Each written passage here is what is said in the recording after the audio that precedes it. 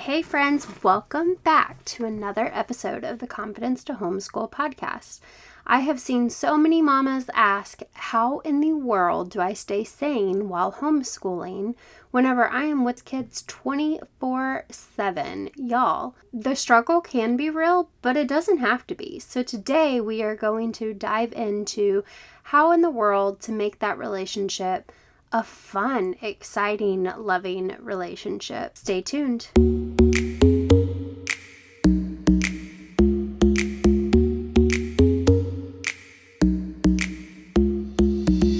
Welcome to the Confidence to Homeschool podcast with me, Kelsey Shalane.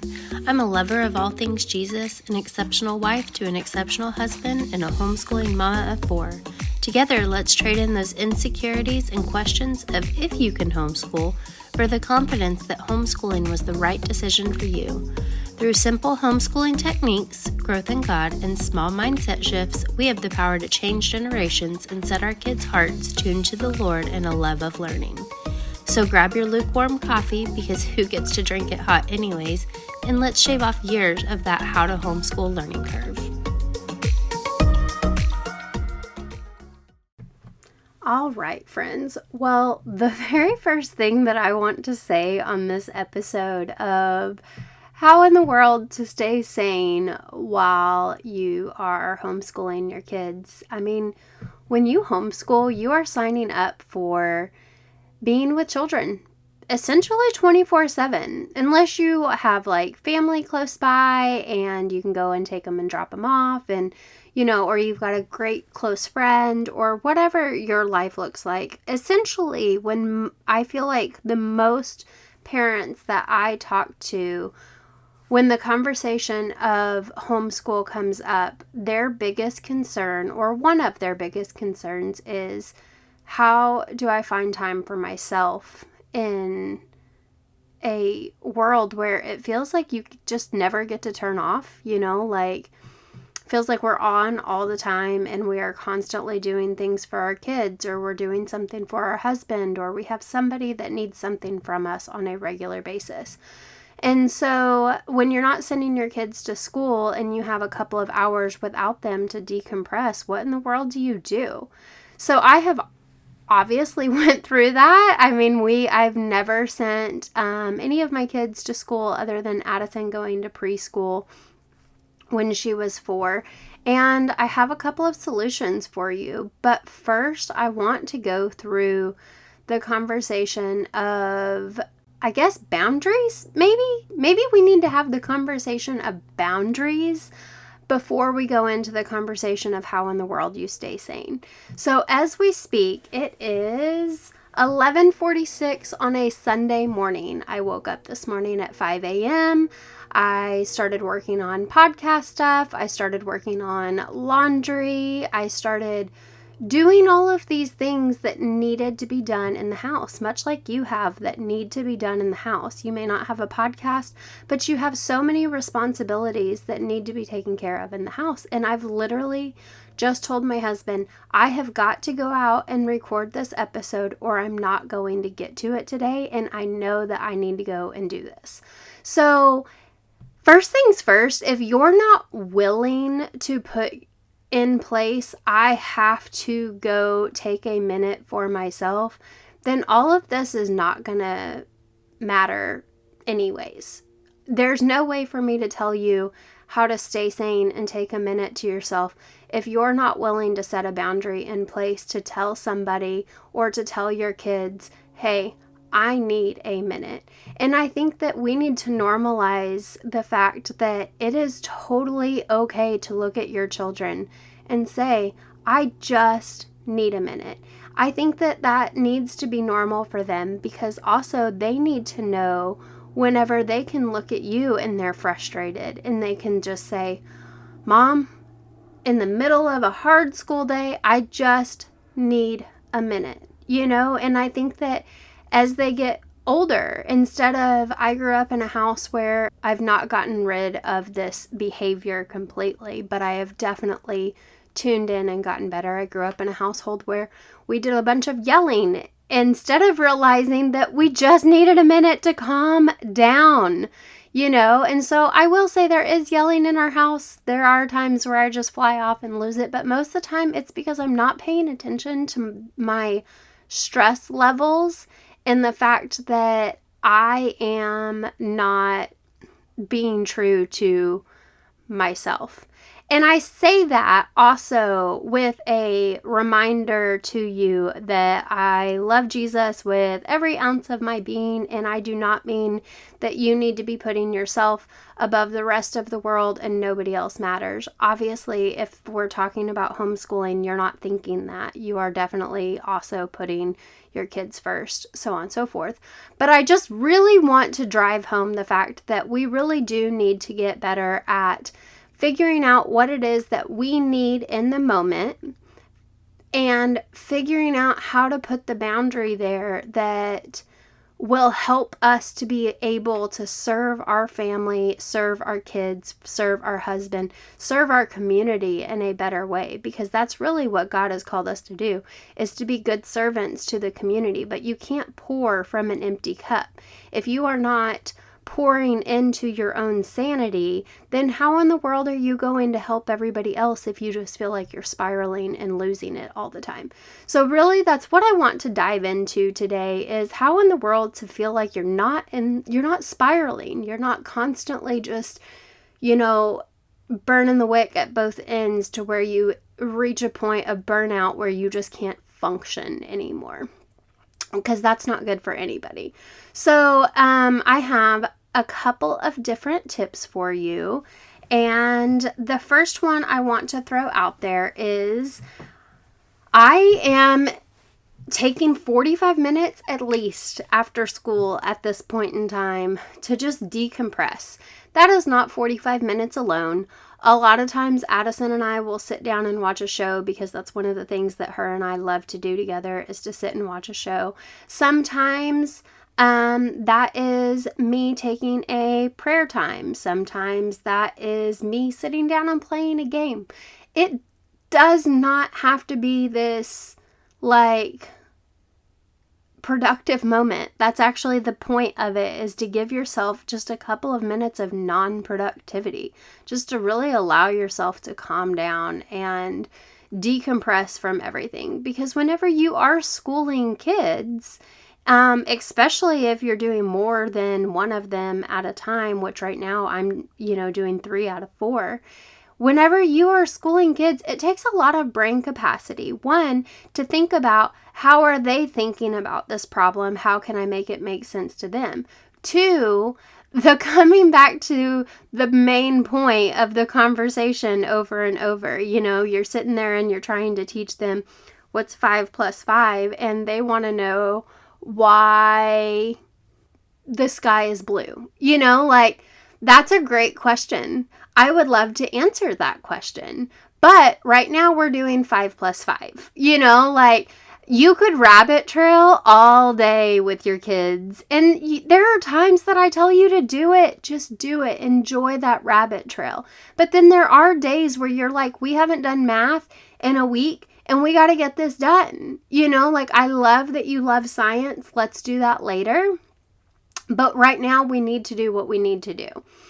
And I think that that's also a valuable life skill that I'm having to learn as an adult, is wrangling my ADHD in, instead of going and following all of the nudges to think about something elsewhere, to focus on what it is. So it's good to be able to do both, it is what it is. Anyways, that's a rabbit trail. Now going back. So I have, step 1, just been taking 45 minutes to myself after school, allowing it to be okay, and allowing myself to have an unproductive moment in my day to calm down and relax. And I am really seeing, this is the first year that I've done this, but I am really seeing a difference in my productivity when I do get back up and I go in and we do the dishes and we do a tidy queue after we get done with school.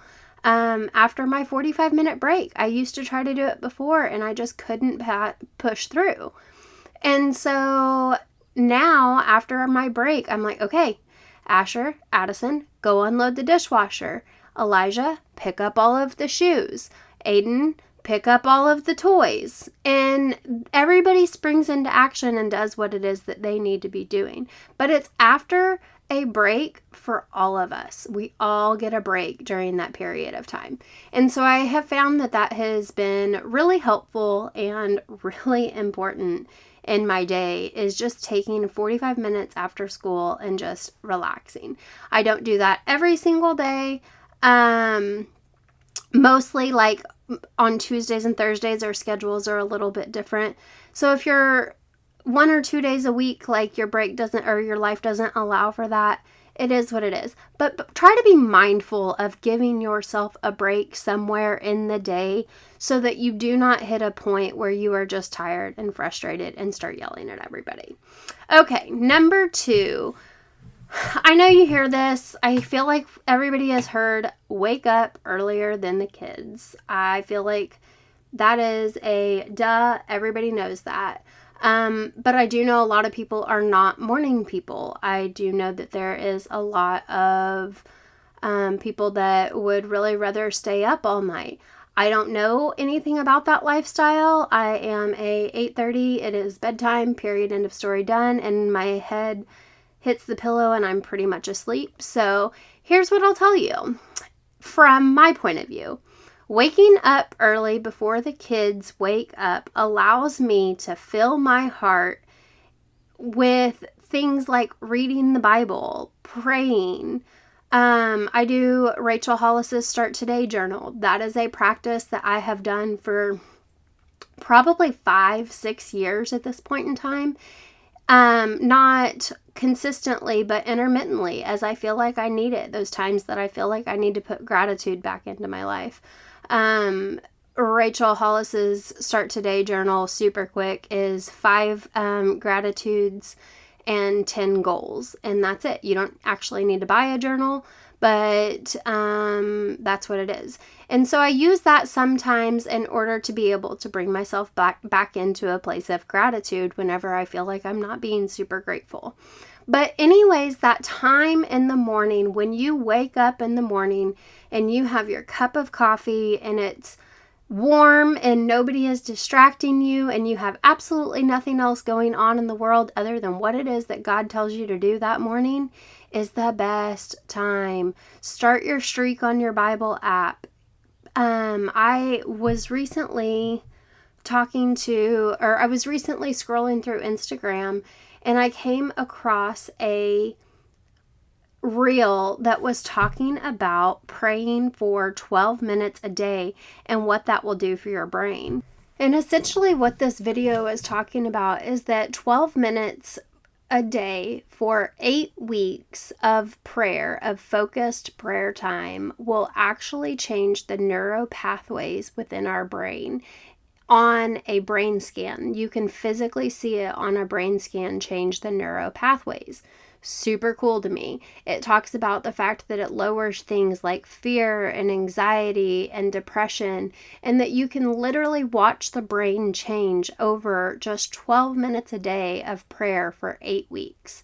So that's one of the things that I've really been diving into, is making sure in the mornings that I am waking up and I am starting my day with focused prayer. And so I sent that over to my friend Lena and I was like, I feel like we should try to do this till the end of the year. And she was like, I feel like we should try to do this like indefinitely, haha, or something along those lines. And so if you're just waking up 12 minutes before your kids, like if that's what you need, is just, wake up 15 minutes early so that you have an opportunity to just really get into some prayer in the morning, I promise that God's going to start He's going to start helping your heart to work and change, and you're going to be able to feel a little bit more sane throughout the day.